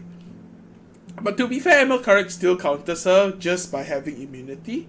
But if you manage to strip that immunity, right, oh, damn, Archdemon is like really, in my opinion, one of the best units in the game for my playstyle at least. And I think her gear score overall is really high. I think she's around 440 gear score, right below my Landy. Her lowest gear score for all of this is 70, and that's saying something. And I think it's this ring and the helmet. Both of this is around 70 gear score. The rest, this is like one of the highest gear score. It doesn't look like much, but this is actually like 78, 77 gear score. This is insane. And this shoes is also around 77 gear score. It's like, this unit is really scary, especially when she counters. Oh, this unit is disgusting. And that's the reason why, plus the Fairy Tale for a Nightmare as well. I think for Archdemon, Fairy Tale for a Nightmare is probably like a must on her. Without this, I think she just lacks quite a bit of damage and the strip. So yeah, Archdemon will probably one of my most picked solid safe DPSs this season. Okay, Zio. I think this unit is very scary. Really scary, especially when you yourself are aggroing. For example, usually when I play aggro, I will pick my first pick Cilias, and then I'll pick DJB. But when I do that and the opponents pick Zio, I'm like, okay, yeah, you have Zio. Now what? Yeah, I literally just can't outspeed this guy. It's so hard to outspeed this guy. I know my Zio does not have the highest speed, so if you run like 320 ran around there. If your opener is 320, I don't think I outspeed. My Zeo doesn't outspeed like 320 type of openers, but the trade-off is that I give him effectiveness. I give him Bloody Rose with an extra 45 effectiveness plus 151 effectiveness. It will be around 200 effectiveness, which is, yeah, I think good enough to silence most DJBs. Because the reason why I decided to run effectiveness on him is because every time I have DJB and they don't ban DJB, I'm like, yeah, you know, try and debuff my DJB, bro. And yeah, they just debuff my DJB. Easy solution. So yeah, that's why I think effectiveness Zeo is important if you're trying to fight DJB or like those FRES units. I think effectiveness on Zeo is really important. But we have a bit of damage as well. My damage isn't the highest, but I decided to give him a bit of defense bulk because my gear kind of rolled that way as well. And I think bulk on Zeo is quite important because he does damage. He's actually one of the more OP units in my opinion. He has almost the complete package in him. He has damage, he has effectiveness, he outspeeds everyone, his imprint is effectiveness. Bro, this guy is so good. But I personally don't use him that much. The only time I use him is with Yufine. And apart from Yufine, this guy doesn't really exist for me because I can deal with him pretty well. And I rather fight him than use him. And I don't ban him because I don't really play aggro that much anymore. So yeah, that's Zeo. I think Zeo is really, really strong. He defines quite a bit of the meta, and yeah, that's Zeo. Okay, this unit. Okay, this unit is not fair. I ever since her release, I was like, dude, I hate this unit so much. Few months or few years later, I don't remember when she was released, I still hate her, but I love using her. This unit, right, it's like, why Smilegate? Why? This was the reason why I started complaining about units. Before her existence, I was fine with literally almost every single unit in the game. After she became a reality, I was like, come on Smilegate, why? This unit is not fair. I run her not fast just because I want to counter ML Kawerik a lot, hand guy. But I kind of think I want to make her I did try a slower build, for example like a 190, 180 speed counter build, but I didn't really like that too much because if the opponent doesn't draft Rick, it's more so like I kind of need the strip early instead of late. But that kind of build only serves to counter ML Kawerik. So I think 220 to 230 is probably my ideal AOL speed, just because most rigs built are around 230 to 240 around there. So if I can draft, if my AOL is a little slower than the rig, I can just hold him hostage forever. That's the whole reason why I like this AOL a lot. I build her with bulk and a bit of FRES because sometimes slow debuffs or sleeps can stop her for no reason, and I think building a little bit of FRES on AOL will help, especially with my FRES draft. It helps quite a bit, and decent amount of effectiveness to, you know, strip all the important targets and maybe even silence their strippers apart from ML Rig and things like that. I think AOL is still one of the strongest units in the game. This unit is still meta defining. I don't think she'll ever get out of the meta. But the one thing I will have to say is that if the opponent do draft AoE, and they draft Politis, this unit is a bit scary for this unit. It's because if they AoE first, you use your S2, get the skill nullifier, Politis S2 your team, and especially if it's a degen Politis, and then S3s, your AoL actually just triggers Politis to do her thing, which is not fun. So that's like my only complaint about AOL. Other than that, I think AOL just like deters AoE in general. For example, if you draft Stenny and AOL together, they'll be like, I want to draft AoE, but then there's AOL. Like, come on, like it's so like hard to fight that. Like, I think AOL is really scary overall. So yeah, AOL, one of the better units in my opinion. I could build her better for sure, but we'll see. If I do use her like a lot more, I will consider. But for now, I think this is a decent build. Watcher Schuri, another speed imprint. Just show the build real quick. I only use him like the 5 games I said. Just trying to outspeed people. Doesn't have the best gear, but with attack buff, this unit can one-shot A-Ravi if they are soft enough. So yeah, this is my Watcher Schuri. Not a fast Watcher Schuri, but more of a nuker Watcher Schuri with sachets and obviously the skill nullifier E. Next, okay. The reason why I think I'm confident fighting Cleave right now. This unit is disgusting. Probably the reason why Cleave is dead. I don't know, man. This unit, I think Karina really defined the meta for me in terms of fighting Cleave. Like, I feel so, like, confident now. Like, last time when I see, like, a Rand pick and things like that, I was like, oh no, I have to draft, like, super hard. I don't know who to pick, who's a safe unit to pick into Cleave and all those things that doesn't die easily, whatnot. Yeah, this guy just does everything. I mean, sorry, this girl does everything. This unit is so scary. I would like to draft her. I mean, I would like to build her with more FRES, for example, 150 FRES. But since I do use my FRES team comp, I think this is okay.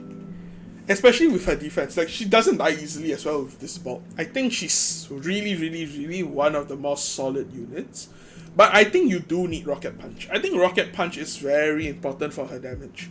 Because that was a time, the reason why I think Karina was good was because there was a time when I was still using Zeo Yufine. I was like, haha, you know, I'm just gonna like cleave this team real quick. Karina pushed up, S-treat my Zeo, one-shotted my Zeo, and my team was literally on the brink of death. I was like, man, Karina is so strong. And the best part about Karina is that she's tanky. She does damage and she's tanky. That's the whole reason why I think she's so insane. Like, you can't kill her. She's so tanky and she does damage. So she's one of the best anti-cleaves in my opinion. And yeah, and she ignores a lot of defense. Like, for example, what's her name? Sylvan Sage Vivian just dies to Karina. It's like, no joke, bro. This unit is one of the best units I've used this season. She's really, really, really strong. Yep. Next, BBK. This is my ER BBK. I think she's one of my better anti-cleave units as well. But I haven't used her after the cleave stopped because of Karina. So she used to be on my Bastion before I decided to run my ER team. So Bastion used to be on her. So she was 220 ER, which is really scary. You can't debuff her and she does damage. Like she's 3,800 attack with 333 crit damage. She does damage. But now I decided to put her on Moonlight Dreamblade just because I can't give her Bastion. And 150 is not the worst amount of FRES on her. So I think it's still okay. But apart from that, I think she's one of the more solid anti-cleave options. Yep. I have fought a lot of non-FRES BBKs. Like, they draft pure damage speedy with Alexa's Basket, which was scary. But apart from that, I think she's better off as an anti-cleave because of her immortality. Alright, Doris didn't use that at all. I think she can be good in certain scenarios, but this season I didn't use her, so I won't really say that much. Not a single game, so I'll just show off her gear. She's more of a Guild War unit for me, but yeah. Alright, let me get a sip of water real quick. Really thirsty right now. Throat are getting a little dry. Okay. ML Kawerik. Okay, hear me out, guys. There was a time where I thought 250 Kawerik was the way to go. I was like, yeah, you know, anything less than 250 Kawerik, what's the point? Why do you even use him anymore, you know? But now, I don't remember which video I watched. And they said once you go counter, you can't go back to speed when you play counter Mediator Kawerik. And he was right. He was goddamn right.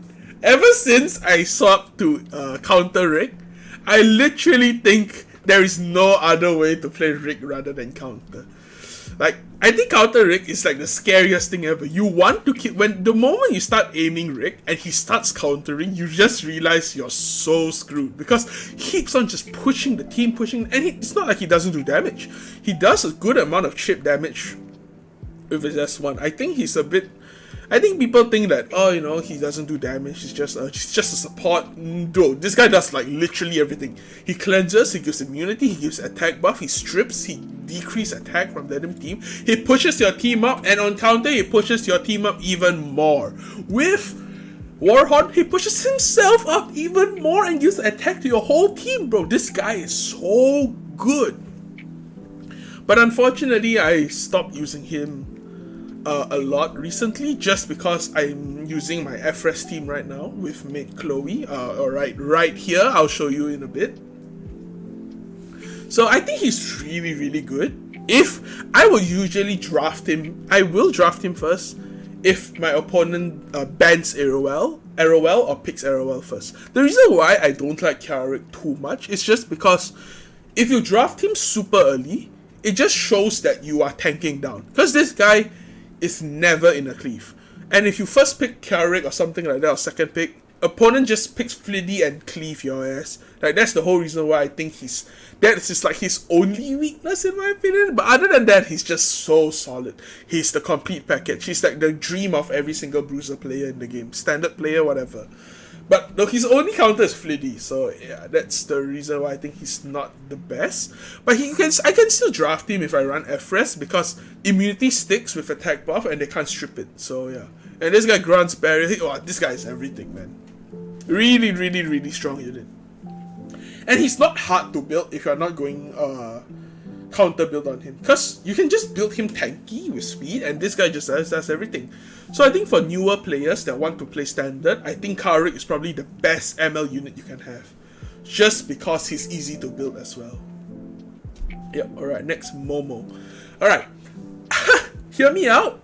I think Momo, after Iseria buff, is better than Destina. That's why you don't see Destina right now, because I kind of ungeared my Destina and I shared Destina's gear between my Montmorancy and my Maid Chloe. Just because I think Montmorancy just gives a lot more pure healing and a lot more cleansing. Because in this meta where, you know, Death Dealer Ray, there's so many debuffs right now running around the meta. Edward alone can't handle it all, because even if Edward is there, it's like, not say like he's going to like 1v4 every single team. So that's why I have more cleansers just in case of those debuff metas and things like that. And I think she works really well. I think Montmorancy is very, very strong because of her constant healing and the immunity she gives and the amount of cleansers she can rotate, and it's so crazy. But the one thing I'll say, she does have a decent amount of RNG. For example, her S2. Let me look at which one was it. Which one? Yeah, 50% chance to reset cooldown of purification. I kind of like rely on this a lot. I mean, too much. So whenever it doesn't proc, I get tilted. But apart from that, I think she's really, really, really strong in terms of bruiser to bruiser fights. Like, if the opponent drafts Celias, they are like, you know, I'll attack down your whole team, and then they draft maybe like a... She's good against Solitaria, because Solitaria, she's one of the few cleansers that can keep up against Solitaria's debuffs, which is why I like Montmorancy so much. So yeah, I think other than that, I think she's better than Destina right now, but I'm not too sure in the future because of Iseria. Iseria alone is the reason why I started building her rather than stripped my Destina. So yeah, but I know I started banning Iseria a lot, but I wanted to stick with her a little bit more to see how well she does. And I think she does pretty well. I drafted her quite a few times this season, and she works well. And her healing with Rod of Amaralis is really good. I think the other one is better, the Dien's one. I'm not too sure what's it called, the one with Bask on it. I don't remember. I think that is better. But I think this is good too, because my FRES is decent. If I'm realizing I'm getting debuffed too much, I will swap over. But other than that, yeah, she's really good. Okay, Specimen Sez, used him once. Did I win? No. This guy is trash. I took him from my ML selector just because I didn't know who to pick. My choices were between Specimen Sez and LQC. And do I regret not picking LQC? Yes. Will I pick LQC? No. But does LQC have a skin? Yes. Does Spez have a skin? No. So yeah. That's my whole reasoning right now. He's so hard to use, and yeah, he's not worth it, man. He used to have so much better gear, but slowly all his gear just start like going away to other people. So I was like, yeah, you know what? You're not good, man. I want to use you, but it's like you don't want to be used, bro. But probably just not my playstyle, so yeah, we'll leave it at that. Okay, next, Solitaria. Okay, this unit is so good, man. Like, I used to run her a lot faster, around 277, plus the major speed increase this time. She will be around, she was like 280 something speed, which catch a lot of people off guard. Her effectiveness isn't the greatest. She only has 100 effectiveness, but I gave her a bit more FRS just because I think keeping her in stealth and the opponent not stripping your barriers off is very important.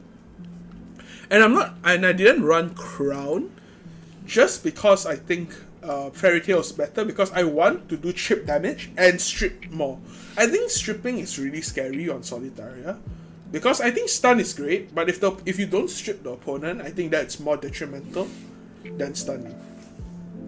But that's just my opinion. I think, don't get me wrong, I do think Abyssal Crown is probably the better option on Solitaria, but for me, my personal playstyle, I think stripping is more important. So yeah, I'm just showing the gear a little bit.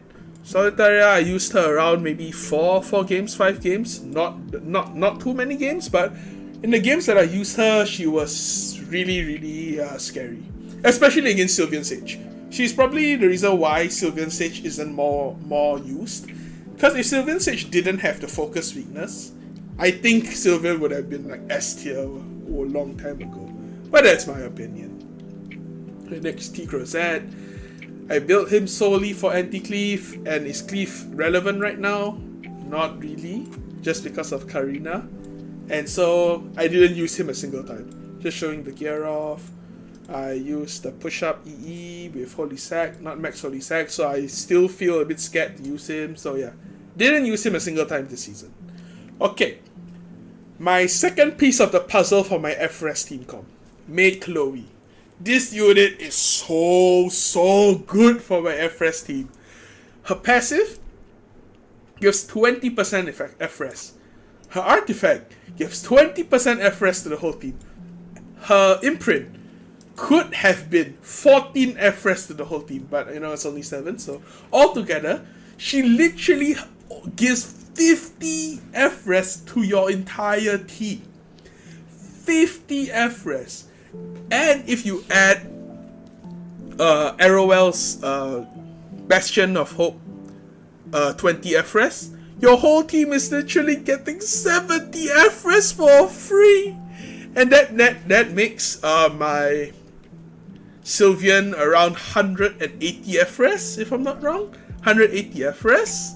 And my Archdemon 140 FRS. You are not expecting that amount of FRS on your carries, man. You can't debuff them easily at all. And I think Maid Chloe is actually really solid, because I think the only reason why you want to run Maid Chloe is solely just because you want these FRS tools for your team.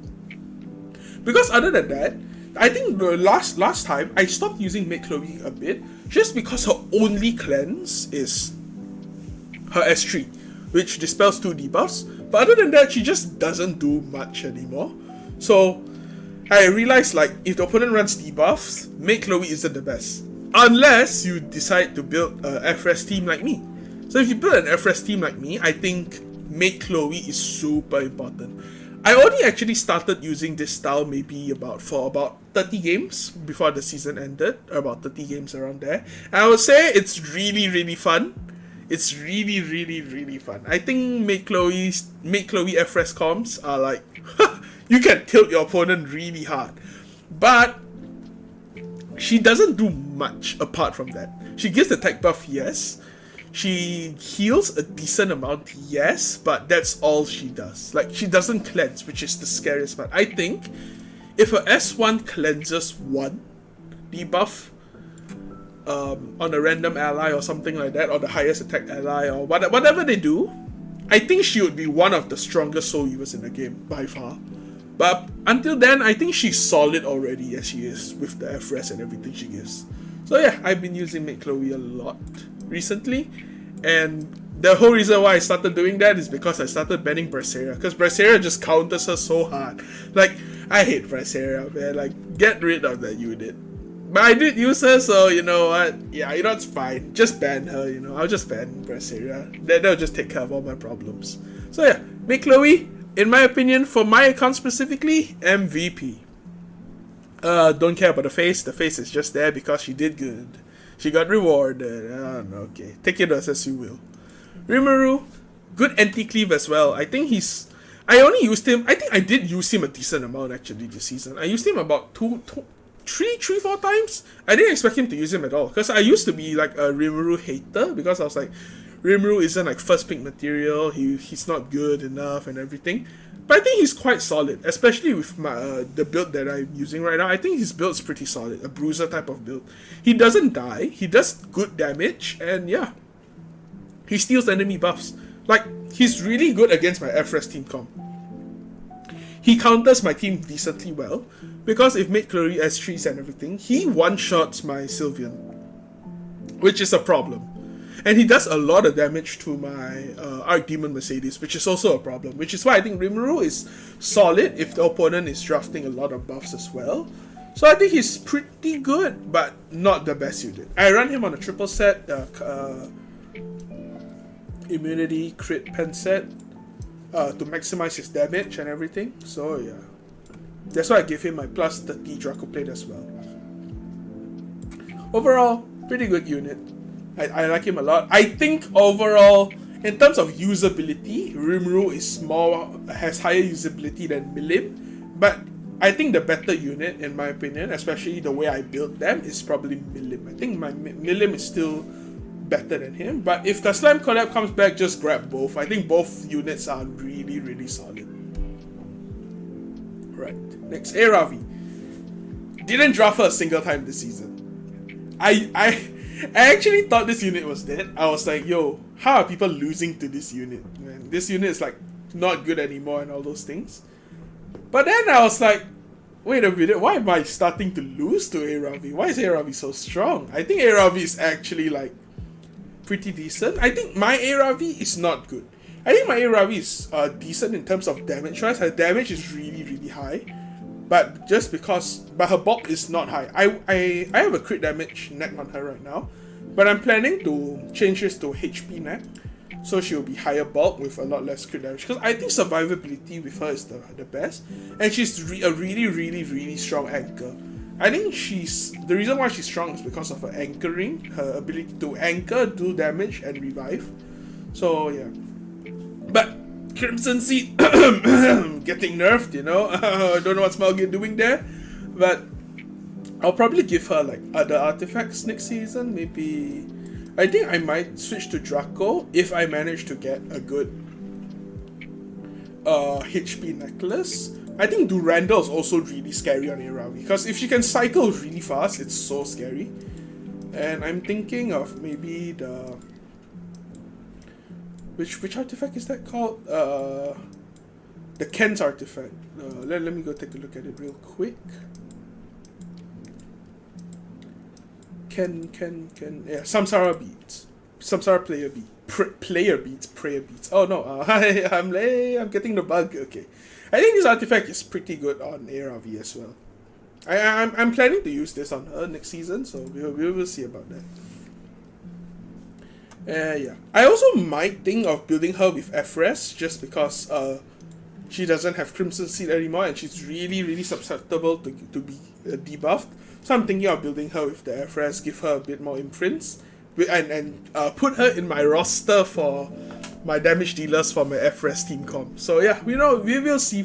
But this season, generally, didn't use her a single time, which is a shame, because I used to be the first picker Aravi last in those previous seasons, but now she's more of like a mech character for me. I think she's good. She's still a really strong anchor. I've lost to multiple Aravis, but yeah, she's good. My draft right now doesn't really include her, so that's the reason why I didn't use her. DJB. my MVP for aggro. This guy is so good for aggro. Like, this guy is like, what are you gonna do against this guy? I for some reason, I think people don't understand just how good this guy is. He has a push-up. He counters light teams with Arowell. He totally just took FCC out of the meta with his barrier inversion.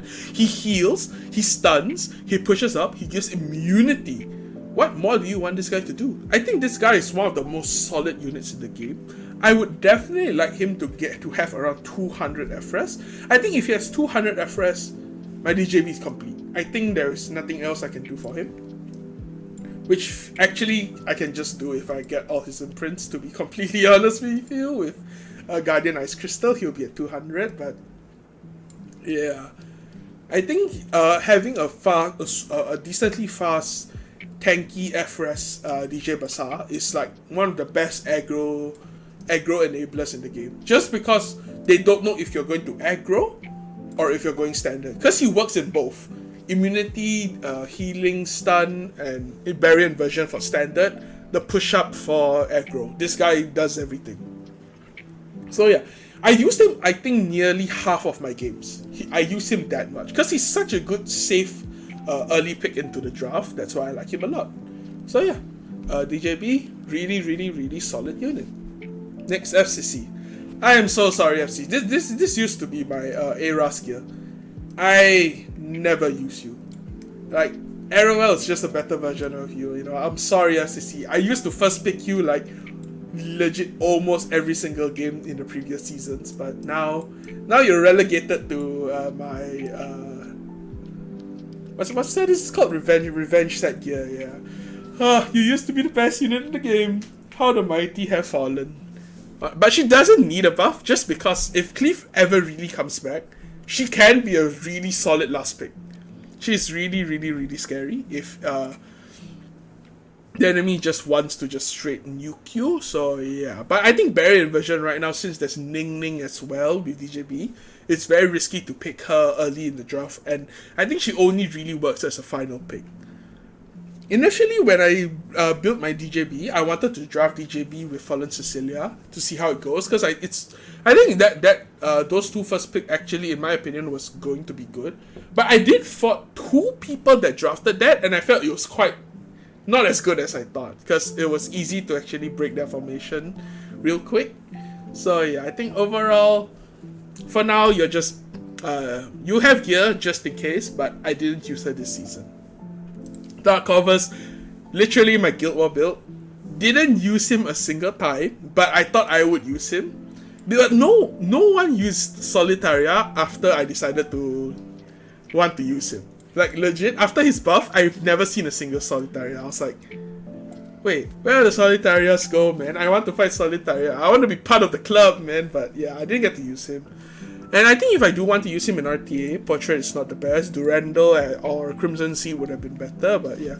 That's the past. I didn't get to use him. More speed would have been better, but yeah. I think Dark Covers actually was really solid when he first got buffed, and Solitaria was still running rampant around. Like, this guy was just killing people left and right. But injury is the only way to honestly like stop him really hard. But not really as well, because the amount of damage he can do is still quite high. So yeah, I think Dark Covers was really good, but I didn't get to use him this season. Delibat, yet again, I think I used her once. Once when I fought a Ran, I think she was really strong. I think I built her more of a damage type to counter Cleave, because I don't think any Cleave unit can really like truly survive this. And if they do survive my Designer Lilibat's S3, they most of the time they will get their skill cooldown be reduced by 1, which is really detrimental in Cleave.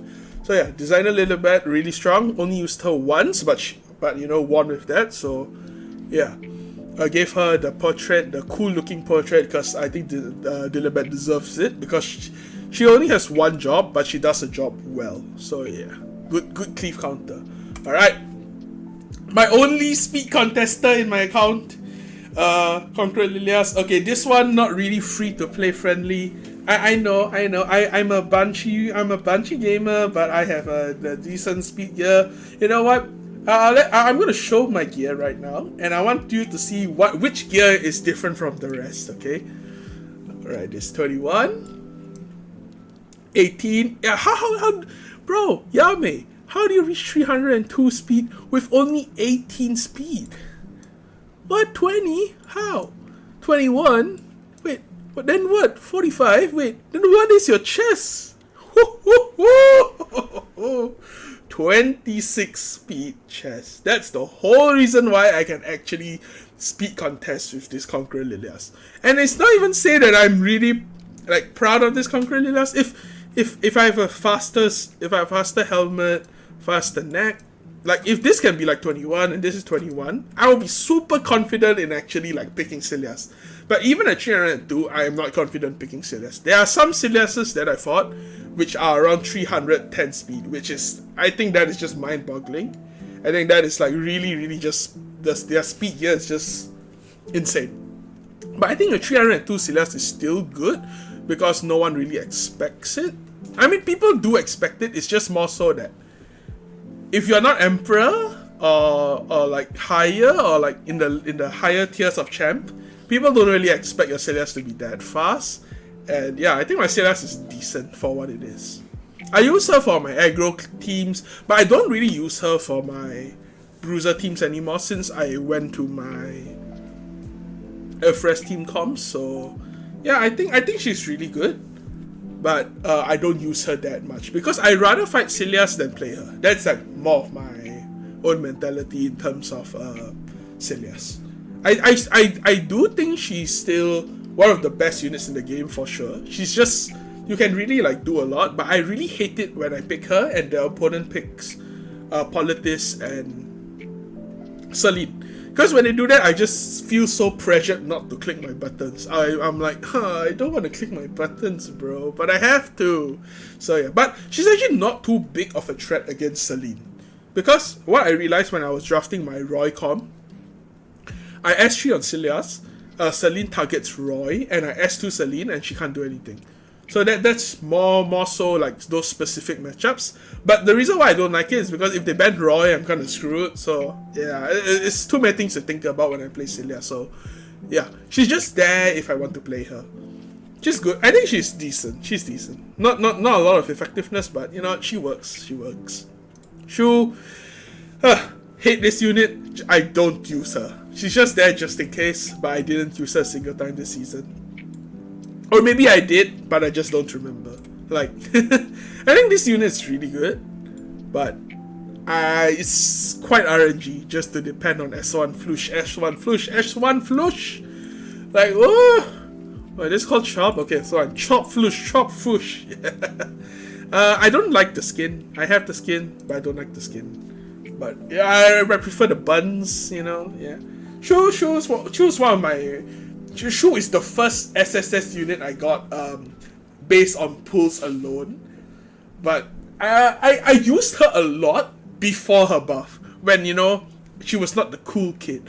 Or shall I say the cool rat. But ever since she got buffed, I decided to not use her a lot. Because I just hate seeing her now. Like, it's so annoying to fight her and I don't want to use her. So yeah. Don't really... I think she's okay. She just has a build just in case, but yeah. Alright, okay. Politis. Ooh, this unit, man. Woo! This unit is a disgusting unit, man. Look at this face, man. She's so smug about it as well. She cuts so many things, bro. Especially with Abyssal Crown. Like, if this procs, when she S2s, you know you won. You legit know you won. I have high effectiveness on her, and good FRS, so they just don't stop her. It's so... This unit, honestly, was a mistake as well. I think this unit just cuts so many things. I don't like this unit. I love using this unit. Don't like fighting? Love using. This is those type of relationship. It's the same thing as AOL. I think this unit has the same amount of annoyancy as AOL. Is annoyancy a word? I have no idea, but she's just as annoying as AOL. I don't like this unit. She's just so... I feel like you need to use her if you want to play RTA. I think if the opponent drafts too many non-attack skills, you use this and punish. And the best part about her is not just the non-attack skills. I think because of the passive where decreases... which one is it? Yeah. Reduces the effect of combat readiness increase granted to the enemy by 50%. I think that is so crucial in terms of fighting. What's her name? Fateless Lidica. Fateless Lidica can't deal with this. It's like, this unit, complete package, one of the best units. It cut so many people with this unit in this season alone. Really like this build. I love this type of degen build. So yeah. This unit, really good. And if I draft her with my full ER team, she has 200 FRES. Just saying, 200 FRES. This unit is crazy. Alright, next, Aria. Oh, I used this unit once this season just because I thought I was smart, but I fought a Milim. And I didn't realize that she gave,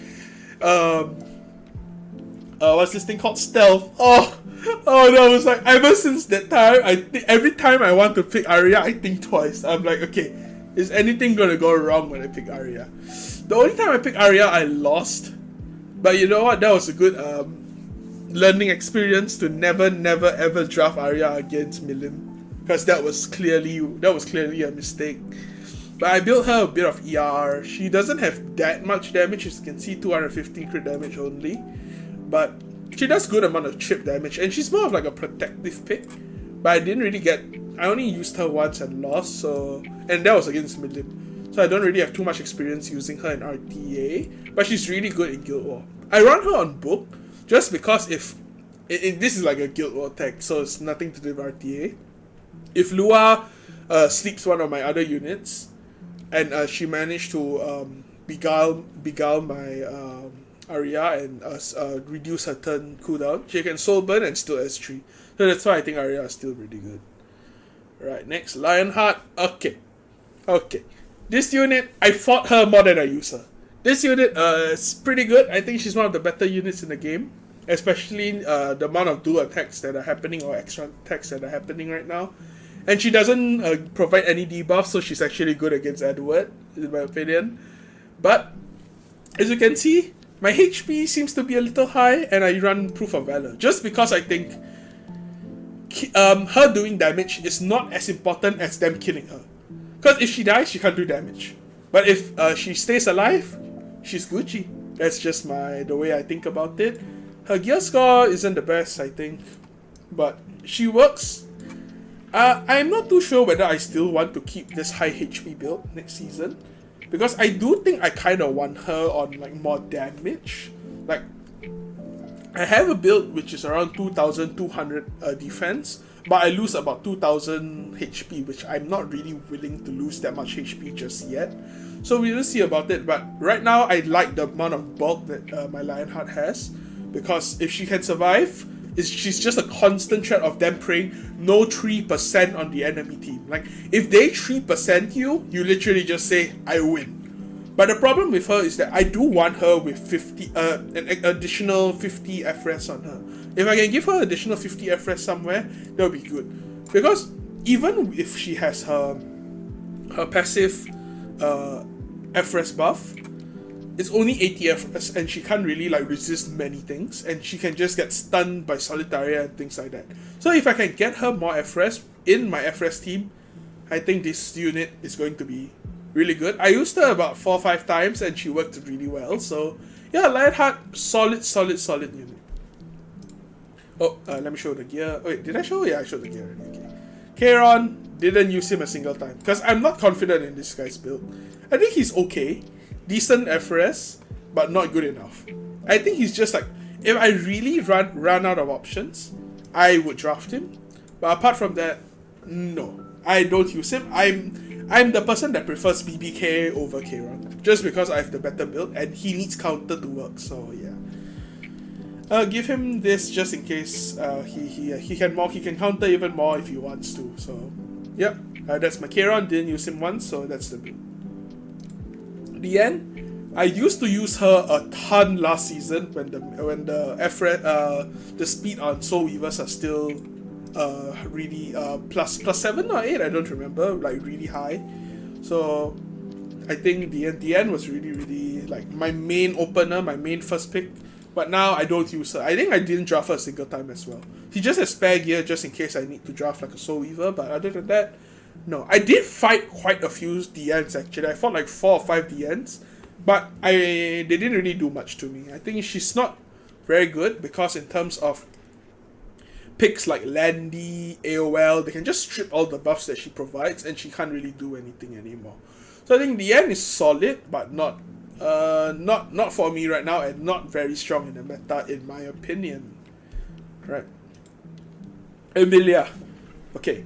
I think Emilia, I gave her like my second fastest speed gear. She has 270 speed. I know it's not like the fastest gear you might see, but people don't really expect like a fast Emilia anymore. I think people will think like, oh, like high F-res, decent bulk Emilia on 240, 230 speed around there with 220 F-res. Like that's probably the Emilia that's standard nowadays, but I like speed Emilia. I treat my Emilia like A-Lots. This unit for me is my one of my few aggro initiators, which I think she's pretty good. She's really good in terms of that, because not only does she cleanse before she gives attack buff, she can also heal, give barrier. She's like she can protect your aggro as well, which is why I really like Emilia. And she has 150 F-res with the artifact. So yeah, I think she's okay. You can see like 5 purple gear, and that's because they have like nearly all my speed gear, which is really weird because, you know, red gear roll more, you know, but no, that's not the case. Yeah, purple gear gives more speed. That's like facts, I think. Oh no. But yeah, I think Emilia, one of my aggro nibblers, but after I stopped using aggro, I didn't use her anymore. But I think Emilia is still a solid unit. Still one of my favorite units to run for aggro. Winter, I drafted 3 times, I think. And all 3 times she did good. Her stunts were crazy. She does damage, and people don't... I don't draft like a fast, speedy Winter just because I'm afraid of their carries or their main units having immunity.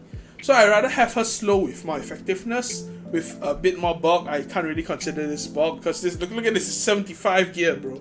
Like, it's like kind of like sparish gear, but she does the job. She still does the job. I think she's really solid. She's not like a Celine. She's more of a control type Celine. Yeah, I'll say she's more of a control type Celine. She's good, and especially against Destina, after her Spirit Lord's breath is gone, her effectiveness is enough to actually stun many Destinas, which is one of the more crucial things. That's why I run her on nearly 200 effectiveness on Winter. I think Winter is really good, but I think the best place to use Winter is against standard and they draft 2 cleanser / non-attack skill units. Because the moment you draft Winter, it's like the same thing as Celine. They don't want to push their buttons. But in terms of Winter, it's even scarier because every time they push a button, they'll know one of their units is going to get a 2-turn stun, and your damage will increase by another 5,000 every time until 20,000. And if she does reach 20,000 on her S3, you know you already won. Like, there is no point of you fighting anymore. I think Winter, very strong. Not very strong. She's a good niche unit. Yeah, that's what I'll say. She's a good niche unit. Storm Sword because she gets the combat readiness, but because I don't really have another artifact to give on her. So yeah, that's probably what I'll do. Okay, ill enough. Okay. I actually used her on the last day. This unit, very fun unit. Usability wise, I think if the opponent drafts like A Ravi and Yoha, I think this unit can do work. Like, she's so fun to use. Like, for example, in that one game that I played in the final season, my opponent drafted like I'm not sure who, and they drafted Yoha. The moment I saw Yoha, I drafted Alencia, and I was thinking I wanted another fire unit to fight to pair with Alencia, because if the opponent started drafting like fire units on their team, my Alencia is kind of like weak. And I was like, wait a minute, ill enough have an injury. Wait a minute, I can debut her, because I literally like 6-starred her like a few days before I played on the final day, and I wanted to have fun with another unit. So yeah, you know what? In terms of fun, she's 10 out of 10, honestly. She's so fun, but you need to get a little lucky. And I like it because she's not only a selfish unit, she gives crit damage to your whole team, and it pairs really, really well with my Alencia. So with these two, well, it's actually so weird that they're both like side by side, but yeah, both of them work really well together. Like crit damage buff to the whole team, she gives defense buff to the whole team, and she counters, and they both give injury. Like this unit is scary. I really like this unit. But the one thing I'll say is that when I draft these two, the threat of Lionheart Senya is really big. So that was just like a weird game. So yeah, right. Oh, let me show the gear real quick. Not the best gear, but I think it's decent enough to use. I'll definitely be looking forward to using her next season a bit more because she's fun. Even though she's not like good, she's fun. Okay, next Alencia. Alencia, I used her maybe 3 times. She used to be literally my favorite unit in the game. Before her buff and everything, she was like my top tier unit of all time. I really like her kit. She's so cool, the lolly granny. Yeah, she's so good. But now I don't use her too much because my tank down style is more of the FRES build. But I think Alencia is still probably the strongest tank slayer for bruiser matchups because of the amount of injury she can provide in a short amount of time. I put her on Alencia Nox Wrath because of the 20 combat readiness every time I use my S1, S2. But I wanted to put Edward's artifact, but Edward is like Edward's artifact is good, but I think the 20 combat readiness that this gives is a lot more valuable than the slow speed build up. Okay, Fire Ravi, didn't use her, but I fought her. She didn't do much. I think she's like an okay unit, but I think she's like not meta, and I don't think she will be anytime soon. She's good, but there are better units. Like in my opinion, she has like the same case as Rylot. Rylot does everything well. She does everything well, but why not use another person? Like, for example, for Rylot, like I said, why not use Light Adin? For Fire Ravi, I'll say like, why not use like, yeah, you know what, the next unit, Edward, or you know, why not use like Fire Charlotte or these type of units. Those units, in my opinion, are just better than her. But I have gear on her just in case I have no idea what to pick, and I have options. Yeah. Next is Edward Elric. This unit is, I don't know. This guy is actually just meta-defining unit. But yet again, surprisingly, I am more of the type of person that don't pick him and the opponent picks him more. Just because I'm using my FRES team comp, I don't want to draft him. Because if I give him like a flat 70 FRES, this guy isn't going to proc, and I swear. Like Chem Zerato has an innate 300 FRES, this guy probably has innate 200 FRES. And if I give him 70, this guy is gonna resist every single thing that comes his way and he's going to do nothing. I personally think that injury is the best on him, but my lifesteal gear on him is a lot better than my injury gear. So that's the way it is. Yeah, 21 speed. I think Edward is probably one of the best bruisers in general. Like, I don't think he's going to... he's not going to be relevant anytime soon. But, yet again, A-Tywin, I think A-Tywin counters this guy, and I have no idea, bro. A-Tywin just... I don't know. You know, I'm not going to make any assumptions just yet, because A-Tywin hasn't been out yet, but yeah. A-Tywin's gonna be a problem. And I ran Edward's artifact on him just because I thought this was gonna be insane for Alencia, but then I realized, her own artifact is better. But yeah, I think this is actually not bad on Edward if you draft him correctly. Because if there's a lot of debuffs and you draft this guy, this is going to proc really, really fast. And I know he's a bit slow for an Edward, but this makes up for it. The amount of speed he can get is so fast, like. And this build, yeah, he does decent amount of damage as well. And you know, look at him, he's like, he's so strong. Look at all the debuffs disappearing from his hand. Yeah, alright. Edward, I think definitely meta-defining unit, but I'm not too worried to fight against this guy. SSB, he didn't use her a single time. I wanted to use her, but I was a bit too afraid of them just like picking Solitaria or just nuking her straight. I built her with a bit of defense and health, but I realized it's not enough. If I do want to use her in RTA, I probably do need to put her on lifesteal gear, which I do not have because I have used too much, and I need her to have less damage and more bulk. I think that would be the best SSB to have, but right now I do use her a lot in normal arena. And if I do have a better draft, I think she will work really well in my World Arena team. I mean, yeah, in RTA. But apart from now, I think she doesn't really fit that well into my team comps, just because she's a bit soft. Right, Destina, literally on my filler counter Efres gear. Like, I used her a lot before the Braceria buff. Legit, after Braceria buff, I literally just didn't use her anymore, because I just started banning Braceria, and I was like, no, sorry, I didn't, when I used her, I fought a lot of Bracerias. That's the thing. I was like, wait a minute, nah bro. Then I switched to Momo, and I realized Momo is good, but I still don't like to fight Braceria, so I just banned Braceria and didn't build her back, because I honestly think Destina is kind of overrated. I think she's good, like, don't get me wrong, I think she's really, really strong. The revive, the cleanse, the push up, but I think she's like okay. I wouldn't say she's like top tier anymore, just because there's so many counters to her, especially right now. There's Winter, and there's like Politics, there's Winter, there's Braceria. There's so many things that just counter her, which I don't like. And because Winter is harder to fight against Momo, like I said earlier, because Momo is blue, and you know, the chances of her stunning Momo is a lot lower than stunning Destina. And Destina's spirit buff like loses value after the first 2 turns. So if you don't end it quickly, she's susceptible to debuffs as well. So yeah, I think Destina's okay, but I just don't use her anymore. Depending on how scary she is next season again, and how Braceria changes the meta again, I have no idea.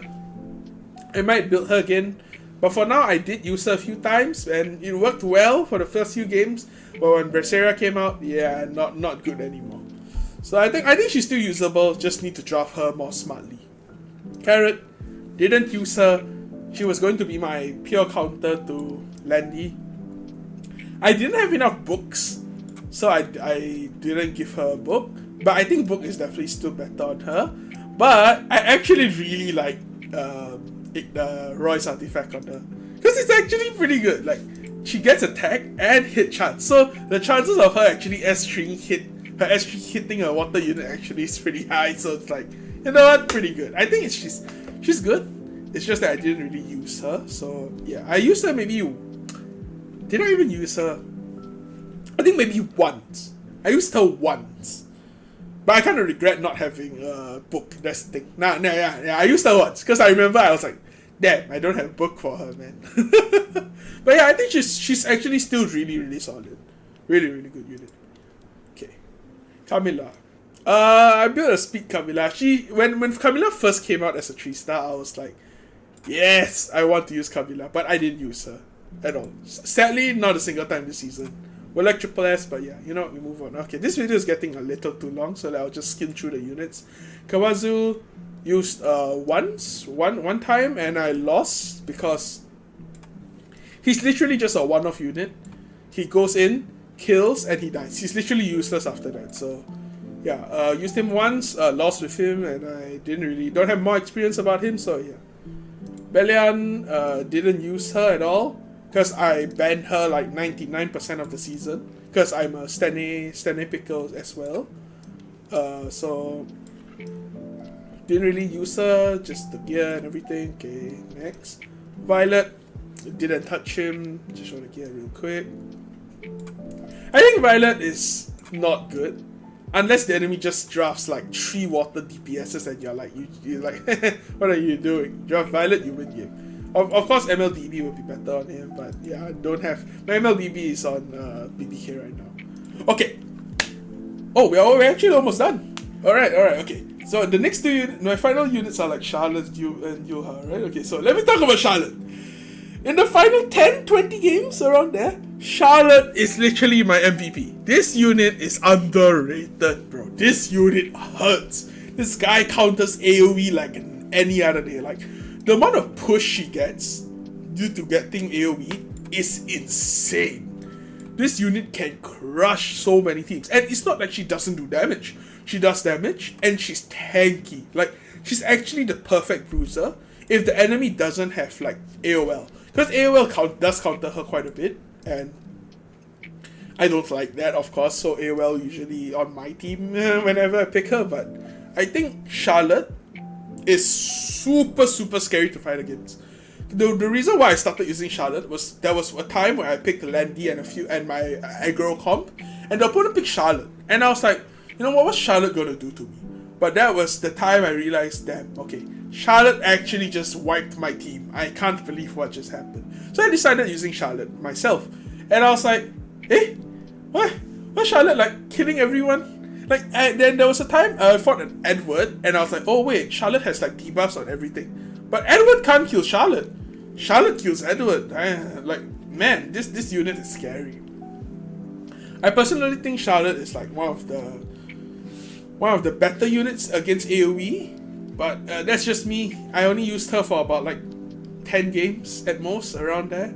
But yeah, in all those 10 games, she was great. She was really good. Alright, and my final unit for RTA that I used was like Yulha. Got ready was like Yulha. Okay. Look at this pair. What's this set called again? Protection set. Alright. This unit initially was just there to be an anti-cleave unit. And anti-cleave she did.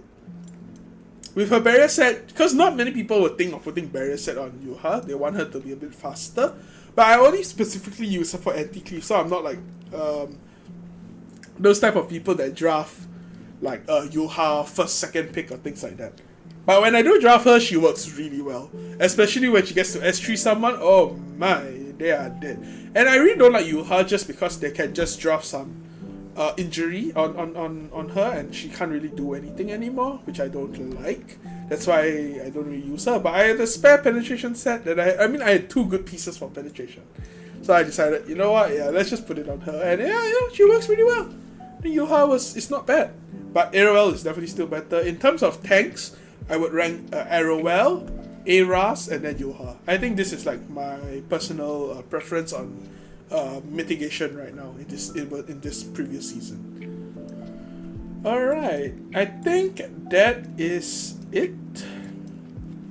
Oh, Flinica. Oh, how did I not favorite her? Oh, lucky I checked. Okay, Flinica I actually used quite a bit in my quote-unquote 5 games of cleaving / aggro. I mean like hyper aggro / cleaving.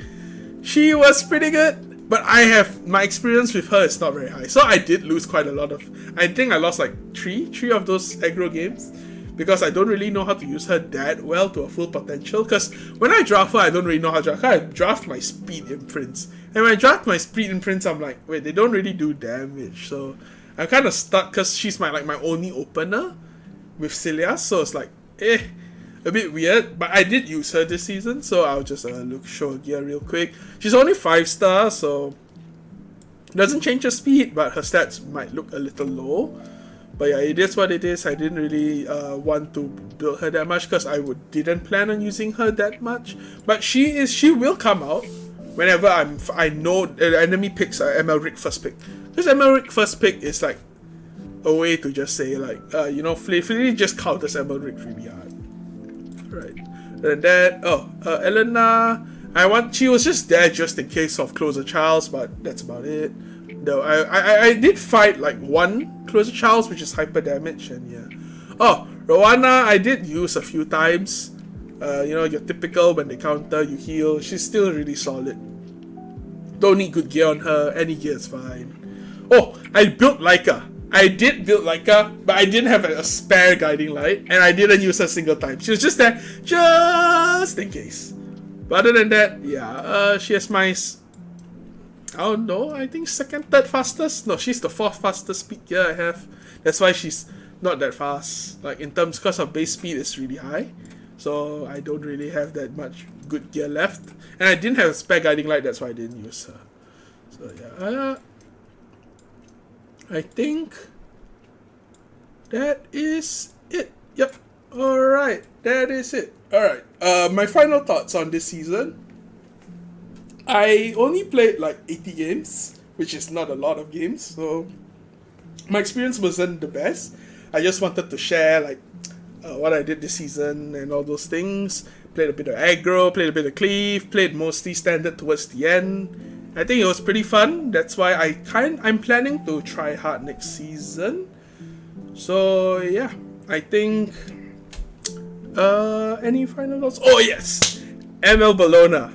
Whew, I am really excited for ML Bologna. I think I'm gonna build her FRES, so I think I'm gonna fit her into my FRES team comp.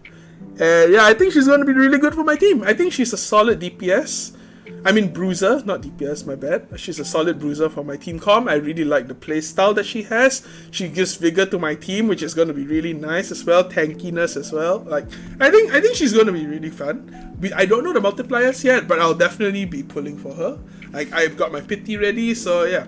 Wish me luck, and I wish all of you that wants her also good luck. I think we can all agree that ML Bologna's art and visuals are like top tier, 10 out of 10, no cap, you know. And yeah, ML Tywin, I'm really scared of him. He's like one of the few units that can totally destroy my FRES comp, and I'm probably, if he's too much of a trouble, I'm definitely going to start banning him. But yeah, that's about it.